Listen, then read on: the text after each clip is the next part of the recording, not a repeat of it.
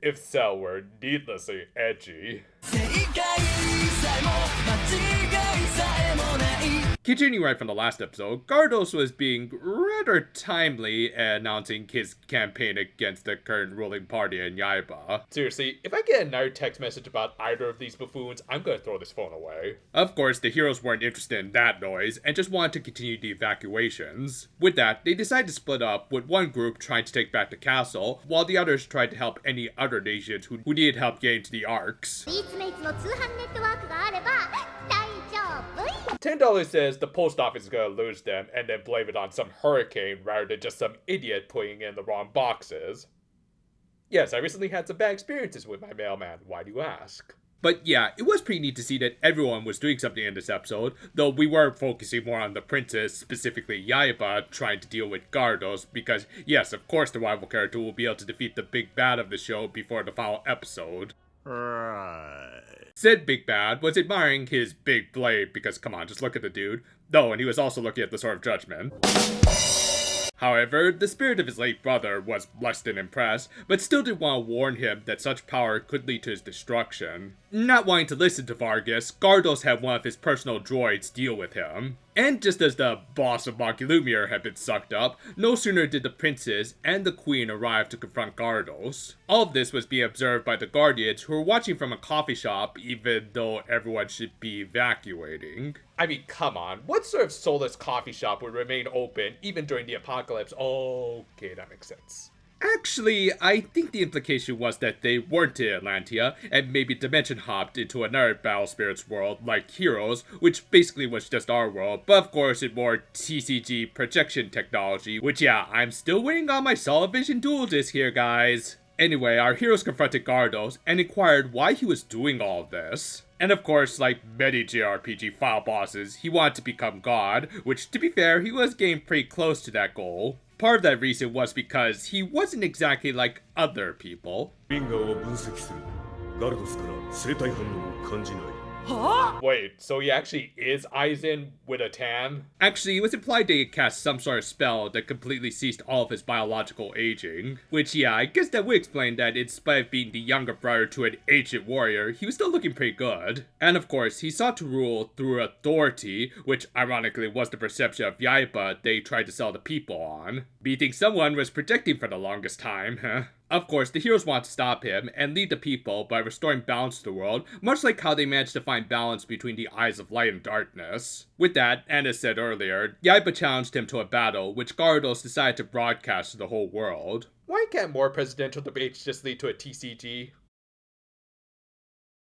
The first turns of the battle mostly focused on Gardos going a little more on the defensive, likely to build up his cores, as most of his deck was mostly high-cost spirits, because, again, final boss, you kind of have to flex as much as possible. All the while, he prevented himself from taking damage by using magic cards like Twin Flame and Red Ray that had destruction effects. The latter in particular actually managed to destroy the Nine-Tailed Dark. And eventually, he did start to summon spirits, including of course the Andragonus and Slave Gaiasura. Fortunately, Yaiba managed to avoid his infinite attack combo by simply blocking with a spirit that could take out the Slave Gaiasura even at its highest level. However, it still left him open to all of Gardos' other attacks, leaving him with only one life by the end. Fortunately, this also gave Yaiba enough cores to summon his ultimate spirit, the Darkness Griffin. With it, he launched an effective counterattack, and even managed to stonewall the Andragonus' follow-up attack with a spell called Ice Age Shield that prevented a selected spirit from dealing any damage that turn. From there, he busted out his Sword Brave and used a spell called Dream Horizon to bounce the Dragonus back into Gardos' hand. Thus, he could have gone for game had it not been for Gardos using a magic called Wind Wall that ended the battle step after the Darkness Griffin's first attack. So, yeah, pretty much most of this game has been both players playing a bunch of spells to counter the other, mostly in ways to prevent them from attacking, which, if you've played any sort of TCG, that's often the name of the game. Well, that and saving your big cards for last. Gardos had finally brought out the spirit he had gotten from the volcano, and appropriately, it was a huge beast with some high attack that could go even higher with its first effect that let all of his red spirits gain a 5k boost if the player discarded a red spirit. From there, it also had a clash effect which forced a player to guard if they could. Now, of course, all of that does make the Judgment Dragonis an effective beat stick, but nothing much else. Well, about that. Yaiba matched then Gyarados' attack step with his own copy of Wind Wall because it is a white spell, and thus he just needed to wait until his next turn and... Yep, as long as the Judgment Dragonis attacked at its highest level, then the next turn would just be the player's turn again. Obviously, this effect could only be used once per game to not be totally broken, but it was still enough that Gyarados could go in for his final attack with both of his Dragonai. With victory at hand, he decided to end Yaiba the same way he did his father, and while he did still try to win, it was enough to overtake the dragon. And even though he could have blocked his last attack with the Midnight Sun, even that was prevented by another copy of Red Ray, leading to a very symbolic defeat with the shattering of Yaiba's precious sword brave. So, is that enough salt in the wounds, or do you want some pepper to go with that?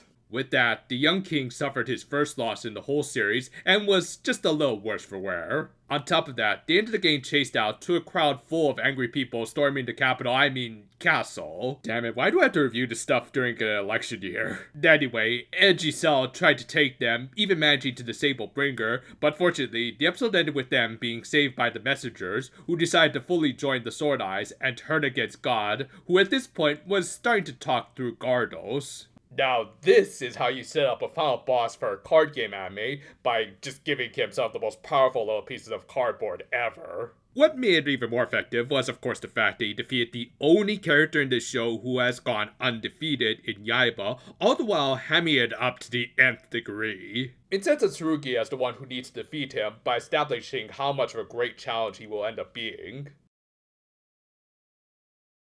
Interestingly enough, when you really analyze it, Gyarados actually has one of the worst win-loss records in this whole show, with only one of the former in his first battle with Sora. However, even with his later 2 battles, there was at least a sense that he was holding back, especially in his battle with Bringer, where it was all but explicitly stated as such. And regardless, those were battles where he didn't have his true final boss monster. Sure, while the Antagonist is arguably a lot more useful, hence why he actually has 3 copies of it in his deck, Judgment Dragonis is an excellent game ender because, come on, who wouldn't want to pull a little Zuto or an Otaning to close out a game IRL? It made his final attack an even bigger spectacle, and really highlighted how even Yaiba was in over his head with this guy. As a result, we also got to see how easily the people were able to be swayed, which again, look at real life and tell me that doesn't feel like something that would happen all the time with current political leaders. Everything is coming to a head with the protagonists now at their lowest point, which will make them rising up all the more satisfying. And overall, this is just a great episode to introduce the final boss Gyarados and the threat he posed. Now, I guess you'd only figured that Aizen would use one of the biggest cheat codes possible in a card game, and that's why we love the bastard.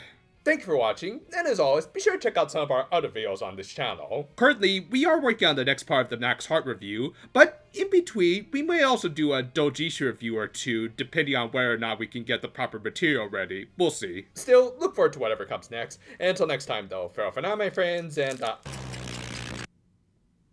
Hey, did time stop?